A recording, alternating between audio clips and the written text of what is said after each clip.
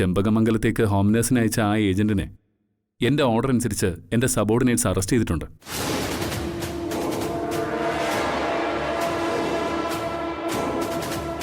ഇതിൻ്റെ പിന്നിൽ കോൺസ്പിറസി ഉണ്ടെന്ന് 100% കൺഫേം. അത് ഞാൻ കണ്ടെത്തും.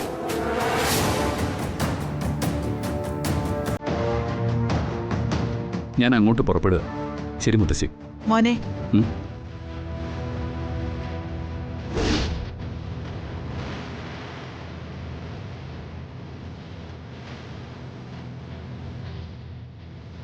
നമ്മുടെ കുടുംബത്തിലെ കഷ്ടകാലം ഒന്നും മുഴുവനായി മാറിയിട്ടില്ല മോനെ. അന്ന് നീയും മീനാക്ഷിയും കൂടി നടത്തിയ സർവൈശ്വര്യ പൂജ നീ തന്നെ തെറ്റിദ്ധാരണ കാരണം അലങ്കോലം ആക്കുകയും ചെയ്തു.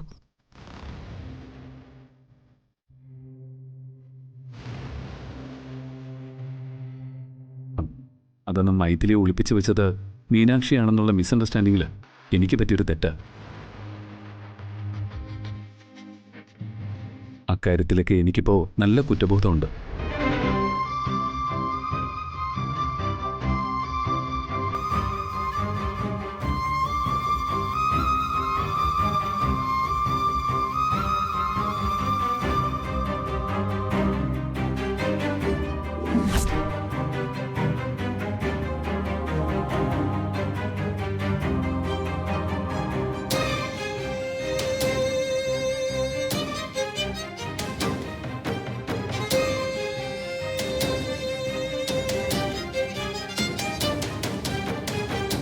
അന്ന് അങ്ങനെയൊക്കെ ഉണ്ടായത് നല്ലതായെന്ന് എനിക്കിപ്പോ തോന്നുന്നേ.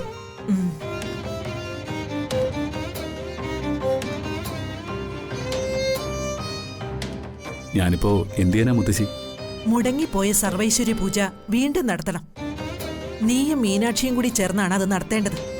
കാരണം നിങ്ങൾ ഇപ്പോഴും നവദമ്പതികളാ.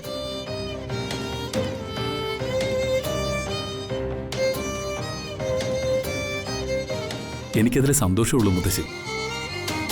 ഞാനും മീനാക്ഷി ഒരേ മനസ്സോടെ നിന്ന് ആ പൂജ ചെയ്യും.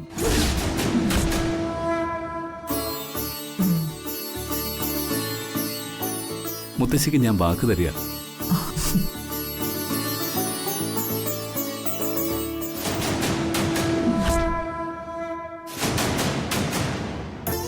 കുറെ നാളായി കുടുംബത്തിലെല്ലാവരും ഒരേ മനസ്സാണ്. ഇതാണ് കുടുംബം. കൂടുമ്പോൾ ഇമ്പമുള്ള കുടുംബം. മഹാലക്ഷ്മി വിളങ്ങുന്ന കുടുംബം.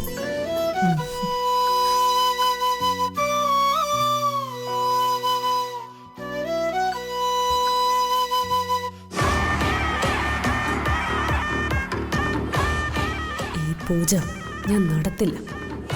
ഈ കുടുംബം ഞാൻ തകർക്കുകയും ചെയ്യും. ഇത് സത്യം.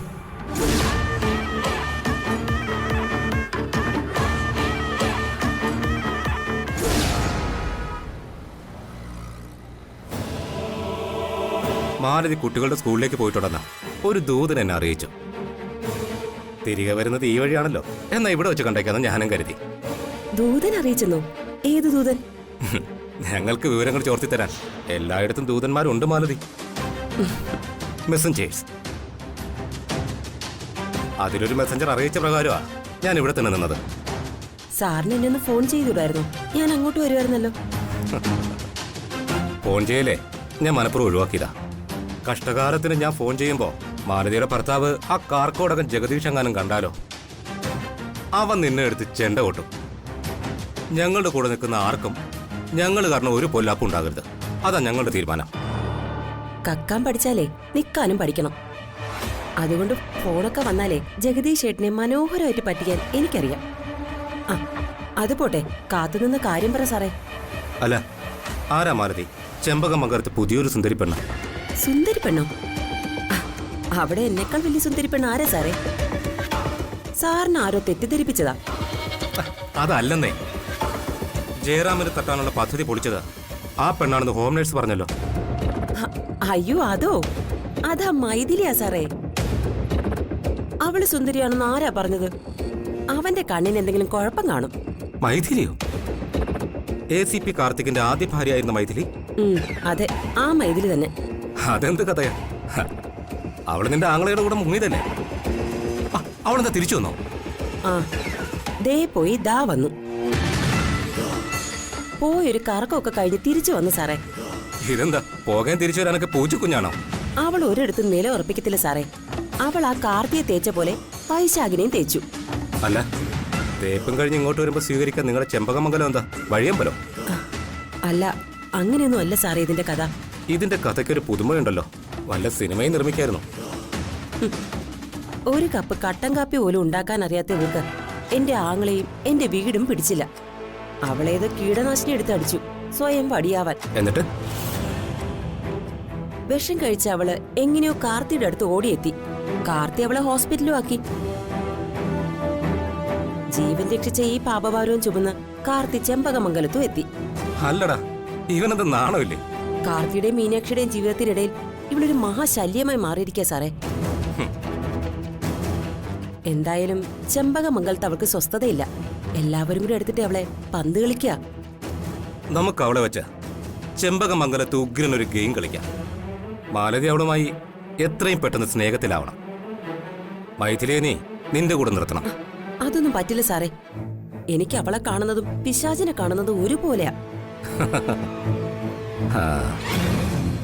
എന്റെ ആങ്ങളെ ചതിച്ചിട്ട് പോയവളെ ഞാൻ എന്റെ കൂടെ കൂട്ടണോ? ഈ ജന്മത്ത് എനിക്ക് അവളെ എന്റെ പരിസരത്ത് അടുപ്പിക്കാൻ പറ്റില്ല. അവളെ കൊണ്ട് നമുക്ക് ആവശ്യമുണ്ട് മാലതി. പറ്റില്ല, പറ്റില്ല, പറ്റില്ല.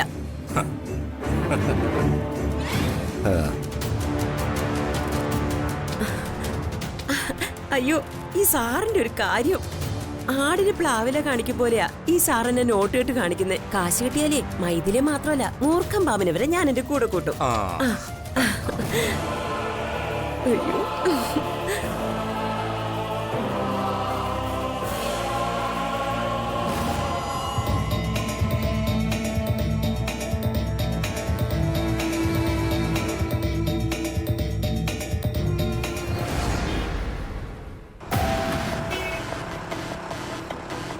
വണ്ടി നിർത്ത്.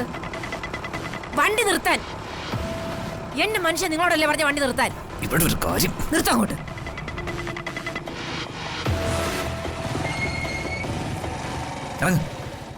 നീ എന്താ ഈ പറയുന്നേ?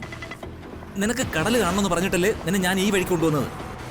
കടലും കാട്ടാനേയും എത്ര കണ്ടാലും മതി വരില്ല. അതുപോലെ തന്നെയാ എനിക്ക് എന്റെ ശത്രുക്കളെ എപ്പോഴും കണ്ടോണ്ടിരിക്കണം.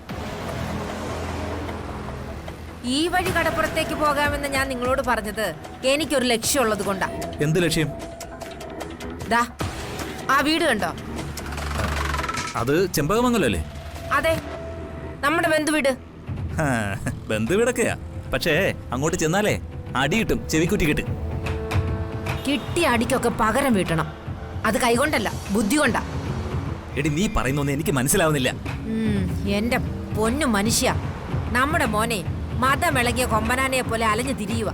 അതിന് അവനെ തളയ്ക്കണമെങ്കിൽ അവന്റെ ഭാര്യയെ തിരികെ കൊണ്ടുവരണം. മൈഥിലിയെ. മൈഥിലിയെ ദാ അതിനകത്തുണ്ട്. നീ എന്ത് മണ്ടത്തരമൊക്കെ ഈ പറയുന്നേ? അതിന് നമ്മൾ വിളിച്ച മൈഥിലി വരുമോ? വിളിച്ചു നോക്കാം.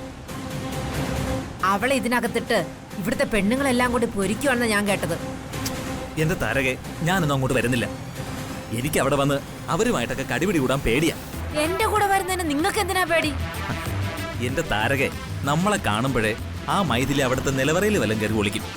നമ്മളെ കാണാനൊന്നും അവള് വരില്ല. അതിന് നമ്മൾ അവളെ കാണാനല്ല ചെന്നതെന്നുള്ള രീതിയിൽ പെരുമാറണം. എനിക്കൊന്നും മനസ്സിലാവുന്നില്ല. എല്ലാം പ്ലാൻ ചെയ്ത് തന്നെയാ താരക ഇങ്ങോട്ട് വന്നിരിക്കുന്നത്. കഴിഞ്ഞ ദിവസം നമ്മുടെ മോൻ മൈഥിലിയെ കൊണ്ടുപോകാൻ വേണ്ടി ഇവിടെ വന്നപ്പം ഇവരെല്ലാരും കൂടെ ഓടിച്ചിട്ടടിച്ചില്ലേ? നമ്മുടെ മരുമകൻ സാക്ഷാൽ ജഗദീശൻ ഉൾപ്പെടെ. അവനെ കാണുമ്പോഴേ അവന്റെ അമ്മായിയപ്പനായി എന്റെ നല്ല ജീവൻ അങ്ങ് പോകും. ഓ, നിങ്ങൾ ഇങ്ങനെ ഒരു പേടിത്തൊണ്ടനായി പോയല്ലോ എന്റെ പൊന്നു മനുഷ്യ. നീ നാക്കുകൊണ്ട് പടവെട്ടി അവരെ തോൽപ്പിക്കും. എനിക്കതിനൊന്നും പറ്റില്ല എന്റെ താരകെ. ഓ, നിങ്ങൾ എന്റെ ഭർത്താവായി ഒരു വാഴക്കൈ കാറ്റിലാടും പോലെ പിറകിൽ അങ്ങ് നിന്നാ മതി. ബാക്കി ഞാൻ നോക്കിക്കോളാം. മൈഥിലി കൂടെ വന്നാലേ വൈശാഖിനെ നമുക്ക് ശരിയാക്കി എടുക്കാന്നേ. അതിന് അവളെ കാണാൻ പറ്റിയില്ലെങ്കിലും വൈശാഖിനെ തല്ലിയതിന് പകരമായി നമ്മൾ ചെമ്പകമംഗലത്തൊരു ബോംബിടുന്നു. ബോംബോ? ആ, ബോംബ്. നമ്മളെ നമ്മുടെ കുഞ്ഞിനെ കാണാനെന്നുള്ള വ്യാജനെ അതിനകത്ത് കേറുന്നു. നമ്മുടെ കുഞ്ഞോ? ഏത് കുഞ്ഞ്? മൈദിൽ പ്രസവിച്ച് മീനാക്ഷിക്ക് നടക്കടിച്ച വൈഗമോള്. എടി, ഈ ബോംബ് ഇന്നാള് നമ്മൾ കൊണ്ട് അവിടെ ഇട്ടല്ലേ? എന്നിട്ട് നനഞ്ഞ ഓലപ്പടക്കം പോലെ ചീറ്റിപ്പോയില്ലേ? ചെമ്പകമംഗലം ഒന്ന് പുകയണം, അത്രേ എനിക്ക് ഉദ്ദേശമുള്ളൂ. നിങ്ങൾ വാ. എടി, നീ ഇടാൻ പോകുന്ന ഈ വളയെ സ്വർണത്തിലുള്ള വളയാണോ? സ്വർണവളയാണെന്നും പറഞ്ഞ് നമ്മൾ കുഞ്ഞിനങ്ങിടുന്നു. ഇതേ 20 രൂപ വിലയുള്ള മുക്കുപണ്ടാന്നേ. വണ്ടി എടുക്കും മനുഷ്യ. കേറ് കേറ്.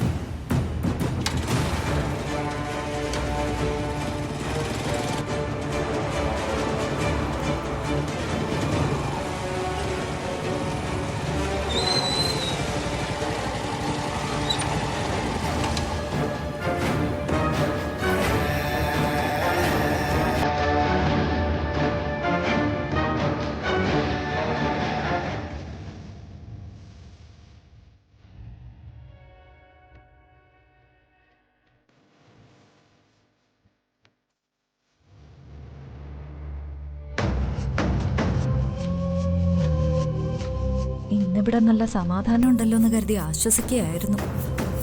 ഇപ്പതേ ടിക്കറ്റ് എടുത്ത് വരിക സ്വൈരക്കേടുകള്. ഈ നന്ദിനി അടുത്ത് എന്തൊക്കെ ഈ പിച്ചുമയും പറയുന്നേ? എന്താ? എവിടെ? എന്ത് സ്വൈരക്കേട്? സാവിത്രി അങ്ങോട്ട് നോക്ക്.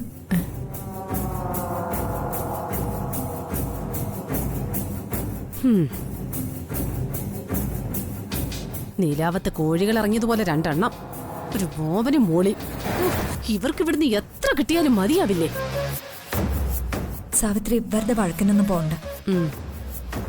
എന്തൊക്കെയായാലും നമ്മുടെ ജഗദീഷിന്റെ അമ്മായച്ഛനും അമ്മായിമ്മയല്ലേ. അവനീ മുതലുകളെ കണ്ടാലേ എടുത്തിട്ട് തൊഴിക്കും.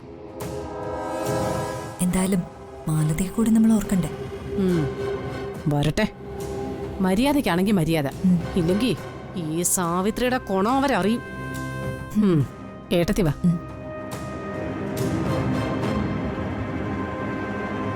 കിടിയിളകി നടക്കുന്ന ഒരു പെണ്ണുമ്പിള്ളയാ താരക. അയാളാണെങ്കിൽ ഒരു പോഴച്ചാരും. എങ്ങനെ പൊരുത്തപ്പെട്ടു പോകുന്നു ആവോ.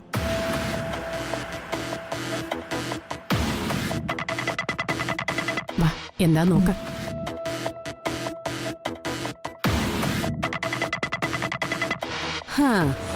താരക പണിക്കരും തങ്കപ്പ പണിക്കരും ഇങ്ങോട്ട് വന്നത് നന്നായി. അയ്യോ, തങ്കപ്പ പണിക്കരല്ല, മന്മഥ പണിക്കര്. ഏതോ ഒരു പണിക്കര്. ഞങ്ങളാണെങ്കിലേ ബോറടിച്ചിരിക്കുകയായിരുന്നു. നിങ്ങൾ വന്നപ്പോ സന്തോഷമായി. എന്റെ മരുമോളെ കൂടി വിളിക്കാം. ഏത് മരുമകള്? മൈഥിലിയോ? അയ്യോ, അവള് റിട്ടയർഡ് ആയി പോയില്ലേ. ഇതെന്റെ സ്വന്തം മരുമകള്. ദേ, നന്ദിനി ഏട്ടത്തിയുടെ മകള് മീനാക്ഷി. മീനാക്ഷി, മോളെ മീനാക്ഷി. എന്താ മൈ? വാ മോളെ.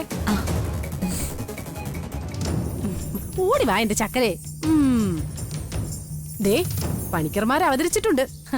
അപ്പോ കലാപരിപാടികൾ തുടങ്ങണ്ടേ? സാവിത്രി എന്താ കളിയാക്കുവാണോ? അയ്യോ, നിങ്ങൾ ഇവിടെ വരുന്നത് ഞങ്ങളുടെ സുഖവിവരങ്ങൾ അന്വേഷിച്ചൊന്നും അല്ലല്ലോ. എന്തെങ്കിലും പ്രശ്നങ്ങൾ ഉണ്ടാക്കാനല്ലേ? അപ്പൊ ഞങ്ങളിൽ നിന്നും ഇങ്ങനെയൊക്കെ പ്രതീക്ഷിച്ചാ മതി.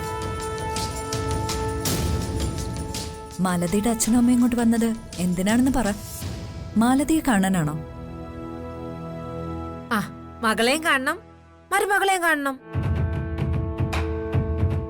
അല്ല, മരുമകള് അവിടുന്ന് പിരിഞ്ഞു പോന്നതല്ലേ? ഓ, ഭാര്യയും ഭർത്താവും എന്ന് വെച്ചാലേ അത് ചട്ടിയും കലവും പോലെയാ, തട്ടിയും മുട്ടിയൊക്കെ ഇരിക്കും. ഓ, ഞങ്ങള് വന്നത് മരുമകളുമായിട്ടൊരു സന്ധി സംഭാഷണത്തിനും കൂടിയാ. ഇതെന്താ ഇന്ത്യ പാകിസ്ഥാൻ തർക്കോ സന്ധി സംഭാഷണത്തിന്? മാലതി, മാലതി.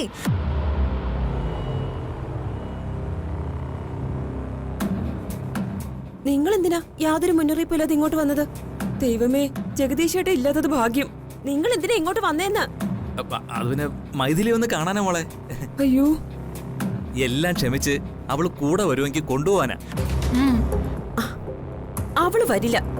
വൈശാഖ് ഇവിടെ വന്ന് വലിയ അടിയുണ്ടാക്കി പിരിഞ്ഞതാ. നിങ്ങൾ പോവാൻ നോക്ക്. ഇവർക്ക് ചെമ്പകമംഗലത്തെ കയറി എന്തെങ്കിലുമൊക്കെ പ്രശ്നം ഉണ്ടാക്കണം. അതിനിറങ്ങിയേക്കോ 2 എണ്ണം കൂടി.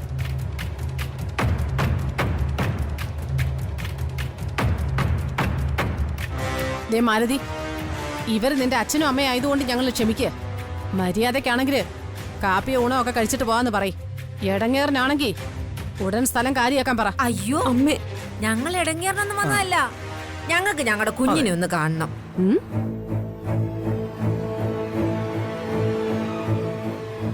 ഏത് കുഞ്ഞ്? നിങ്ങളുടെ കുഞ്ഞല്ലേ ഇവിടെ നിൽക്കുന്ന മാലു? ഈ കുഞ്ഞല്ല, ഞങ്ങളുടെ പേരക്കുട്ടി വൈശാഖിന്റെ കുഞ്ഞ്.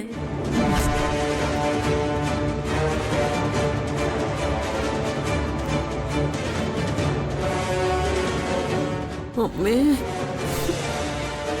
ഞങ്ങളുടെ വൈജയന്തിമാല.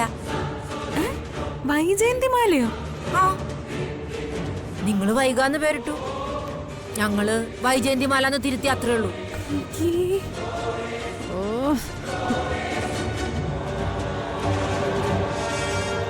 നിങ്ങൾ ഇവിടെ നിന്നൊന്ന് പോയേ. പോമ്മേ.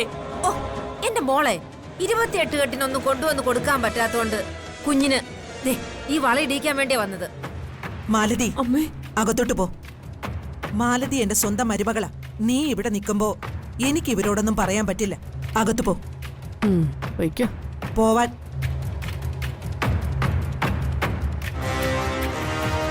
അല്ല, നിങ്ങൾ എന്താ പറഞ്ഞത്?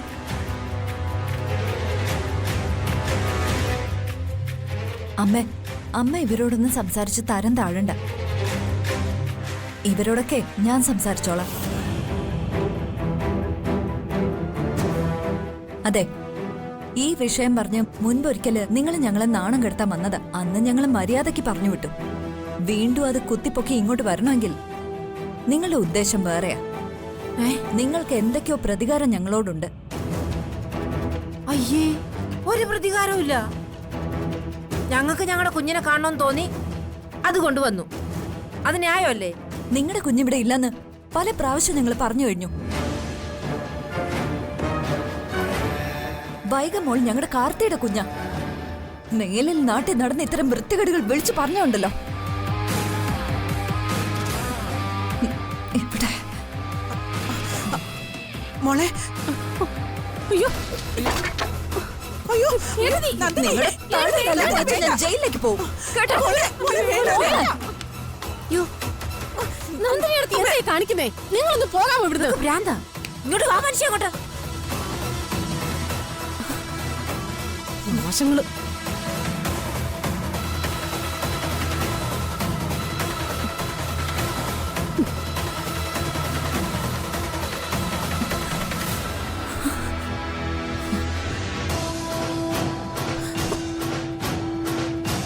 അമ്മേ, മതി അമ്മേ.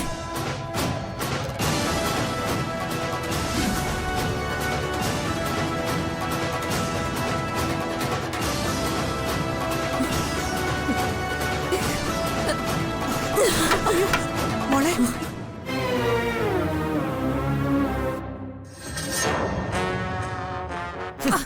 ഇങ്ങനെ ഭർത്താവിനെ കൊണ്ടുപോയി പടുകുഴി ചാടിക്കുന്ന ഒരു ഭാര്യ, ഓ ഭയങ്കരം. എടീ, നിന്നോട് ഞാൻ മര്യാദയ്ക്ക് പറഞ്ഞതാ ചെമ്പമംഗലത്ത് കയറണ്ടെന്ന്. വെറുതെ വടി കൊടുത്ത് അടിമേടിക്കാൻ നടക്കുന്നു. താടിക്കിട്ട് തട്ടിയാലും മിണ്ടാത്തൊരു പാവം കൊച്ചായിരുന്നു നന്ദിനി. അവളിപ്പോ നമ്മുടെ തല തല്ലി പൊളിച്ചാനെ. എടി എടി എടി, നിന്നെ കണ്ടാലേ പിന്നെ കയറ് പോലും കരിമൂർഖനാവും. നാക്കിട്ടലിക്കാതെ വാ മനുഷ്യ കൂടെ. എന്തായാലും നമ്മുടെ ശത്രുക്കളൊന്ന് വിരട്ടാനെങ്കിലും പറ്റിയല്ലോ. വല്ല കാര്യമുള്ള കാര്യമാണോ താരക ഇത്? കാര്യമുണ്ട്. ഇതാണ് പ്രതികാരം. എന്റെ മകൻ ഞാൻ മുറ്റത്തിട്ട് തല്ലിച്ചതിന്റെ പ്രതികാരം. എടി, മകൻ ചെയ്തതിനൊക്കെ അനുഭവിക്കുന്നത് നമ്മുടെ മോളാ. അത് നീ മറക്കണ്ട. ആ ജഗദീഷ് ഇല്ലായിരുന്നു നമ്മുടെ ഭാഗ്യം. ഓ, അവനവിടെ ഉണ്ടെങ്കി എന്താ നമ്മളെ മൂക്കി വലിച്ചു കയറ്റുവോ? നിങ്ങൾ ഇങ്ങോട്ട് വാ മനുഷ്യ.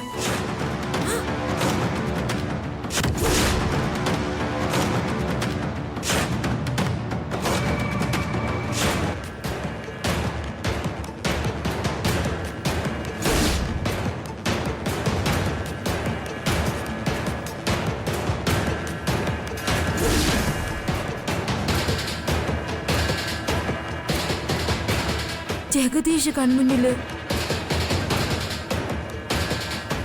ജീവനുള്ള ജഗദീഷ് തന്നെയാണോ അതോ പേടിച്ചിട്ട് ഞാൻ പേക്കിനാവ് കാണുവാണോ? നീ എന്താ താരക ഈ പറയുന്നത്? ഇത് നമ്മുടെ മരുമകൻ ജഗദീഷ് തന്നെയാ. അവന്റെ കൊലച്ചിരി കാണുമ്പോ അറിയത്തില്ലേ?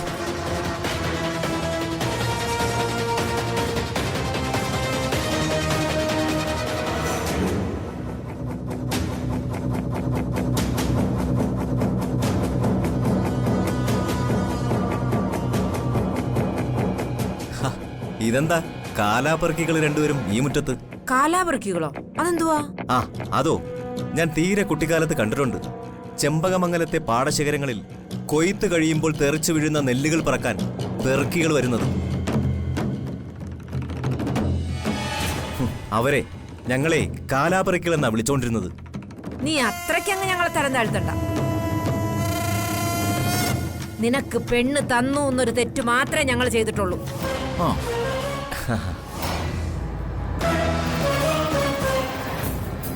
ദേ സമ്മതിച്ചല്ലോ. അവിടുന്ന് ആ പെണ്ണിനെ കെട്ടിയ ഒറ്റ തെറ്റേ എന്റെ ജീവിതത്തിൽ സംഭവിച്ചിട്ടുള്ളൂ.